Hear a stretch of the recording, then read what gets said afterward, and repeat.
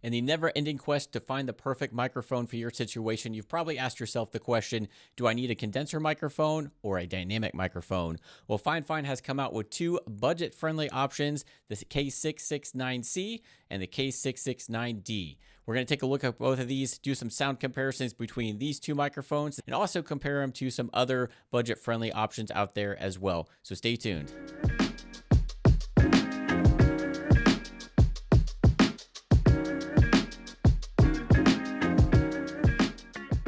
You are currently listening to me on the K669D, which is the dynamic microphone right here. And full disclosure, Fifine did send me these two microphones to test out and do a review video on. So I'm going to give you kind of my review on them in my opinion, but I'm going to let you ultimately decide if these sound good and are the right ones for you. I do have both of these microphones going into the Rodecaster Pro 2. You do need some sort of audio interface to use these microphones since they are XLR only.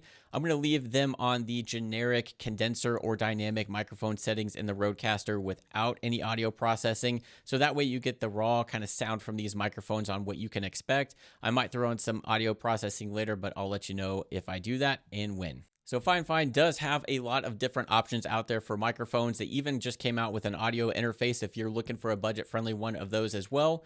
But the good thing about these microphones is they're both $36.99 on Amazon, and you can buy them directly through Fifine, but usually they route you to their Amazon store. And again, $36.99 for a microphone. I don't think you're going to beat that. It is hard to find a good sounding microphone at that price or even less, especially if you need multiple of these for a podcast or whatever you're doing. They do market these for podcast streaming or just any type of content creation that you need where you do have an audio interface. So we'll go ahead, and this is the sound of the dynamic microphone. So I'm going to switch over to the condenser microphone real quick.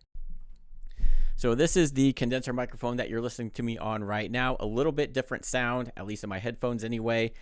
With these microphones, you get the box, you get the microphone itself, and then this little stand here comes with either or, and then it comes with a little instruction booklet. There's not a whole lot of specs out there on these microphones, but they are all metal, and they do have a metal grill cage here, and then you can see the capsule inside. Now, I don't think I would ever use this stand myself personally, just because I would have to lean over to get a good sound. One thing with the condenser microphone is you don't have to be quite as close, but I can see that my meter is not quite as high as if I'm speaking like this.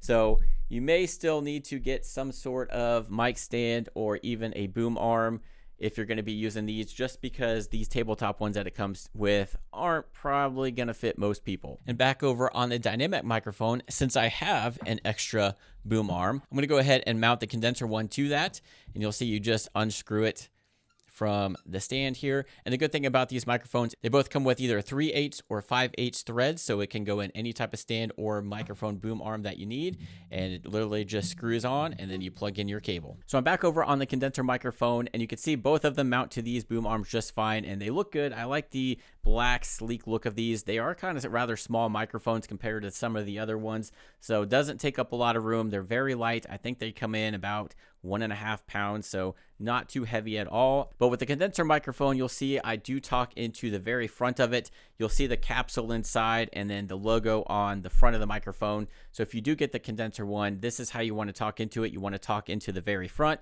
because if you talk into the top, that capsule is not going to pick up your voice, or if you pick up the side or anything like that. So with the condenser microphone, it's great for a podcast or a YouTube video, streaming, whatever you want to. Condenser microphones are good for that. The downside to them is they do pick up a little bit more room noise that is going on. Most of us have home studios that we're going to be recording in, so we're not in a perfectly sound treated studio. So these are going to be a little more susceptible to picking up if you have an AC or fan running, or if your dog's outside barking. This may pick it up a little bit more than a dynamic microphone, but it still sounds pretty good. And you may get a little bit more microphone bleed from a guest if they're sitting next to you on a condenser than a dynamic. So I'm back over on the dynamic microphone right here, and you'll see I'm talking into the very top. This is most of the time when you watch a podcast, you're going to see these type of microphones, and talking into the very top of these, just how the capsule is right here. And the way these are set up is they're going to pick up your voice that's right in front of you, since you're talking into the top of this microphone, and kind of not pick up quite as much ambient or surrounding noise in the room around you, and will kind of help block out the person next to you as well if you have a guest. So for podcasts, I typically like to use dynamic microphones just for that. My guest sits right here, and I'm usually over here. So to help with some of that microphone bleed, and then also, we're not in a sound studio, we're in a office bedroom here. So it does help with some of those noises, and I prefer that podcast sound I think a dynamic microphone gets, but that is not to say you can't get that out of the condenser microphones. Moving back over to the dynamic microphone so you can listen to the difference between the two, I feel like there's a more clear sound with this one than on the condenser one, but that might just be me. You guys might be hearing something different. One thing I really like about the Rodecaster Pro 2 is the built-in presets that it has. So normally when I do a podcast, I like to hit the podcast studio sound. So this is with the podcast studio, and you can kind of hear the difference that it does. It makes it a little more bassier, I think, and then you could tweak that. And it also has a broadcast sound. So this is with the broadcast, and then back to neutral. So here's what it sounds like with the podcast studio sound on, and then this is the raw sound of that dynamic microphone as well. This is the podcast studio sound with the condenser microphone. This is the broadcast, and then we'll go ahead and turn that off, and then this is back to the raw sound of that. So again, with kind of the proximity testing with these microphones, so on the condenser one right now, you see obviously the most sound you get is when you're talking into the front of it, and then as you go off axis, you're going to kind of lose that sound. So if you turn your head a little too much, then you're going to lose some of that. So you do want to talk more further into it, maybe off to the left or right slightly so you don't get some plosives. But then if we kind of turn the microphone around here or talk to the top, this is kind of where we're at with that. And then we'll also do the plosive test on the condenser microphone. So talking right into it, Peter Piper pitched a podcast. Peter Piper pitched a podcast. Now I'm going to go over to the right just a little bit. Peter Piper pitched a podcast. Peter Piper pitched a podcast. So these do not come with any sort of pop or wind filters. They come with just the metal grill, but you can get some aftermarket ones. I just have these laying around. So I'm going to throw this one on here and then see if this makes a difference. Peter Piper pitched a podcast. Peter Piper pitched a podcast. So these foam windscreens aren't very expensive. You can get them on Amazon, or if you have them from another microphone, fit them on here, and it will kind of get rid of that plosives and maybe kind of help with some of the other noise. So Peter Piper pitched a podcast. Peter Piper pitched a podcast. So it does help out a little bit, but if you don't have that, you can get one of these little kind of windscreen gooseneck ones here that will just kind of clamp onto your stand or wherever. Has a small kind of thin mesh right here. Peter Piper pitched a podcast. Peter Piper pitched a podcast. Peter Piper pitched a podcast. So it helps out a little bit. So just to kind of help separate you a little bit from that microphone, but not necessary on either of these really. And then while we're still on the condenser microphone, I want to kind of see what the handling noise is, because most people can't sit still, so they kind of fudge with the microphones a little bit. So this is kind of me moving the microphone. Not picking up a whole lot of noise on this one, which is good. And we'll go ahead and hit the table, kind of knock it around. Obviously, if I do that, you can definitely hear that, but not too bad as far as actually moving a boom arm around, kind of accidentally hitting it. So you do get a little bit of handling noise with this one, but not as bad as I would have expected out of a $37 microphone. Now over to the dynamic microphone, we'll go ahead and do kind of the proximity testing too. So this is me right up on top of the microphone, how you normally would. On dynamic mics, you want to be about a fist length away if you can from the microphone. The further away you go, you're going to lose that sound. So now I'm going to come back here, and this is about where I like to keep these microphones. And then you see if you come around to the side right here, and then if I move it around, this is what it sounds like from the side. So with these microphones, obviously talking right into the front, you're going to get the best and most clear sound. And we'll go ahead and try the plosive test as well. Peter Piper pitched a podcast. Peter Piper pitched a podcast. So it does help on these as well. And I tend to use a pop filter or windscreen, whatever you want to call it, on any type of microphone I use. And we'll go ahead and take it back off. Peter Piper pitched a podcast. Talking off to a little bit, Peter Piper pitched a podcast. So if you're familiar with the Rode pod mics, I do have a pop filter that I got off Amazon specifically for those, and it also fits this microphone. So much more of a beefier pop filter, so it's definitely going to give your microphone a lot more visual effect to it. So if you do have a podcast, and I mean, it doesn't look bad. I really like the way this sounds on the Rode pod mic, which we'll see here, but this is what it sounds like. I think it's under $20 on Amazon. So if you do want some sort of pop filter for this dynamic one, I highly recommend this. So we'll try it out. The plosives. Peter Piper pitched a podcast. Peter Piper pitched a podcast. So I think it takes a lot of the plosives out of that as well. Peter Piper pitched a podcast. Not really getting a whole lot. Take it back off here. Peter Piper pitched a podcast. Plosives. Plosives. I don't know. You make that call. Again, totally not necessary for those, but if you happen to have, one of these lying around or can pick one up for pretty cheap, doesn't hurt. Now I want to do some quick testing between some other microphone options out there as well. And I do want to stay on the dynamic line real quick. We'll start off with those first. So right now you're listening to me on the K669D. And I couldn't think of a better microphone to bring on as a first comparison than the Fifine K668. I did a full review on this one that I'll post a link up here and also in the description below. But this is a dynamic microphone from Fifine as well. This one came out a little before the 669 did. And the cool thing about this is, yes, it's about $70 to $80 microphone, and you can find it on sale, but still sub $100. And the cool thing is it is dual capable. With it having that dual capability, if you want to use it just for USB and only have that, but then you grow and end up getting a audio interface or a mixer, this microphone can grow with you, and then you can use it in that capability as well, or just keep it USB, or depending on if you have to move things around, you have more options with this as well. But again, comes a higher price tag, but still sub $100. And it does come with a specific shock mount as well. And since it is a dynamic microphone, it is more of what you typically see with the pop filter in the front, whereas the K669 does not have that. So you can see the capsule right here on the K688. Looks like your more typical dynamic microphone that you see. So this is what the Fifine K688 microphone sounds like compared to the 669D. And one thing about the K688 microphone is it does take phantom power even if you are using an audio interface, but most audio interfaces has that built in, so not a big deal there. You just have to make sure you turn that on. So one last time real quick, this is the K669D. And now we're back on the K688. So which one sounds better? Is the double the price worth the sound, especially if you're using this in a podcast situation? Or is the cheaper one better for you? So the next microphone up is actually the microphone I started on. This is the first one I ever bought. I actually bought two of them to start my podcast. And that is the Samsung Q2U. These are another dynamic microphone, and again, dual capability, so it does have the USB option as well, but you can see I do have it running the XLR cable.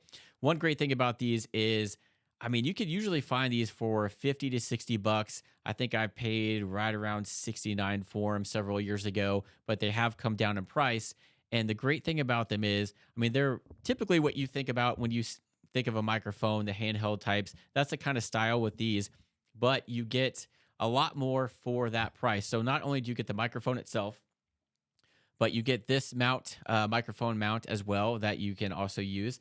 And then it also comes with a stand similar to the stand that the K669 comes with, just a little desktop stand, but it does have an extension so you can get it up a little bit higher, which makes it a little more usable than the one with the K669. But it also comes with both the XLR and USB cable.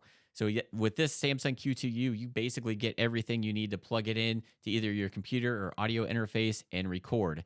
And you'll see I do have the shock mount that comes separate. So this is just like an Amazon shock mount that you can buy as well. It's pretty cheap, but it does fit this microphone just because this microphone is pretty susceptible to handling noise. So I do like having that shock mount, especially if I have it mounted on a boom arm.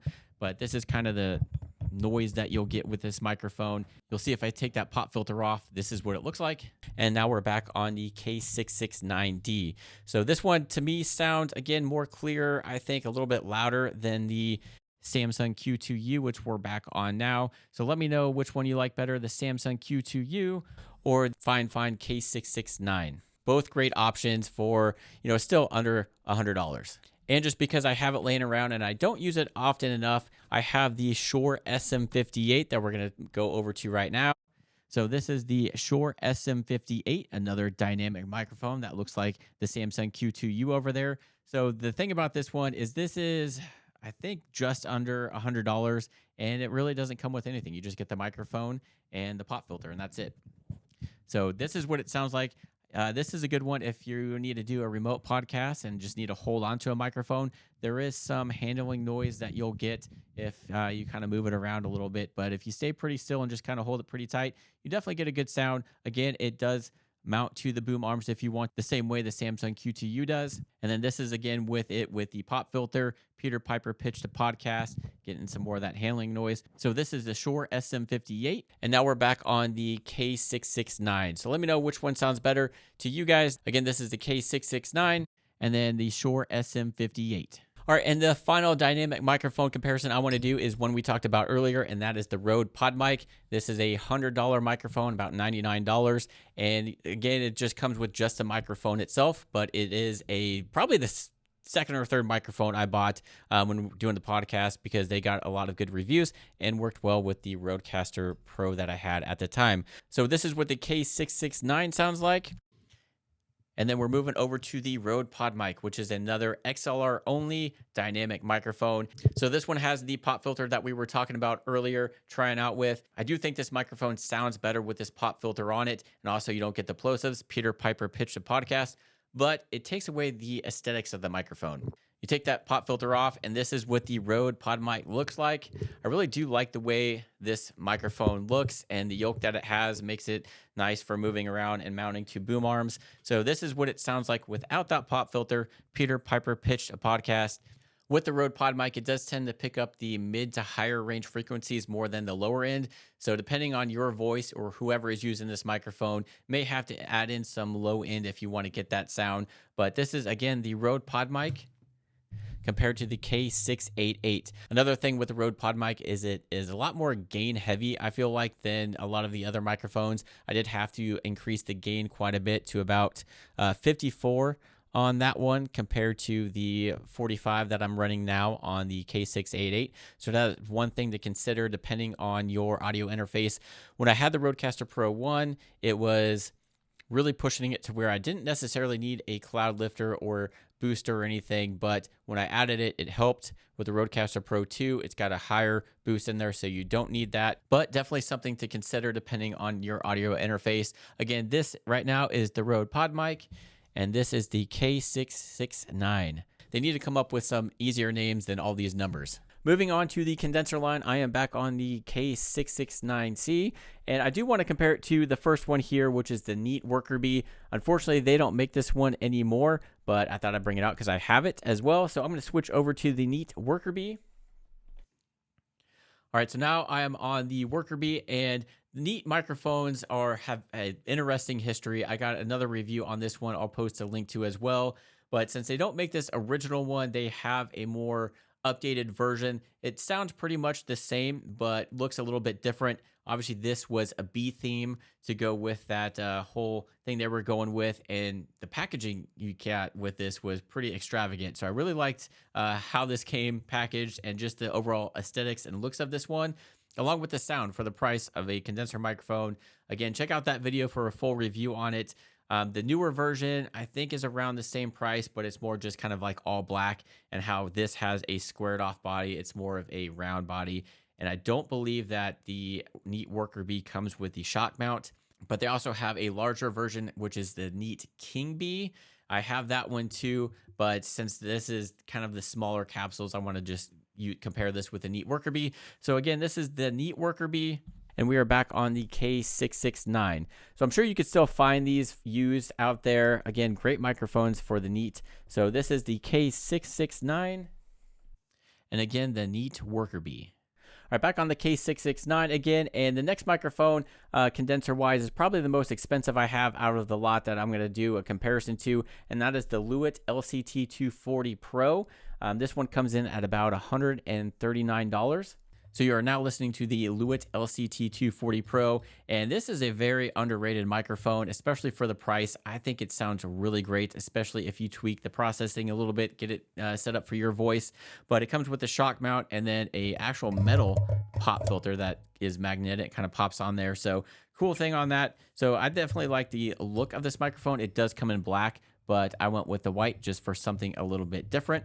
So this is the Lewitt LCT240 Pro. And we are back on the K669. Man, all these numbers are being hard to keep track of now. So again, this is the K669. And one more time, this is the Lewitt 240 Pro. I haven't done a video on this one, but definitely want to. I do use this one quite a bit just because I like the sound of it and the look and kind of how compact it is as well. But I mean, the K669 is very small, compact as well, and lightweight too. So both of these are great microphones. However, the Lewitt 240 Pro being about $100 more. Definitely something to consider if that is part of your budget. All right, so back on the microphones that this video is about, which is the K669C that you're listening to me on now. So this is a condenser microphone, again, compared to the dynamic one that they have. So whichever one sounds best for you, I don't know. They both sound great to me, depending on what you want it for. Again, if podcasts, I'm going to go more dynamic for me. But if you are doing some sort of streaming or Zoom meetings or anything like that, go with this one right here, which is the 669C. So again, this one's going to pick up a little bit more room noise than the dynamic one, but still a great option. Again, if you just want to do a podcast with these, definitely are capable of doing so. Just got to be more aware of kind of like your room noise and things like that. So let's kind of see what the noise floor of these are. Anyway, I'm going to kind of be quiet. There shouldn't be too much that it picks up, but we'll see. This is the C model.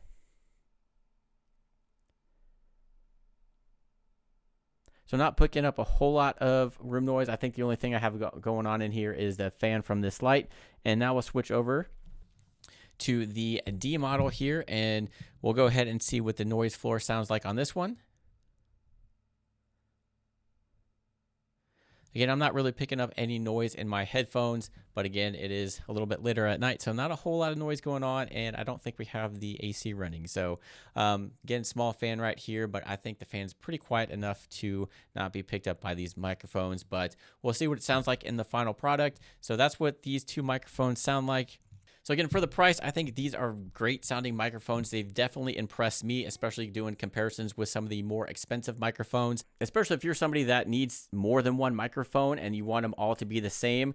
This is a great option to have multiple microphones at a low cost, because trying to buy 2, 3, 4 Shure SM7Bs can be crazy expensive. I only have one and I would like to get another one, but yeah, no. There's too many other options out there. And again, these sound really good, especially the dynamic one. I think my favorite out of the two is the dynamic. So if you are interested in either of these two options, I will post a link to both of these microphones in the description below. I'll also include the ones that we did comparisons on as well, if you want to check those out. And if you want to do research on some other microphones that might be good options as well, check out these videos right here.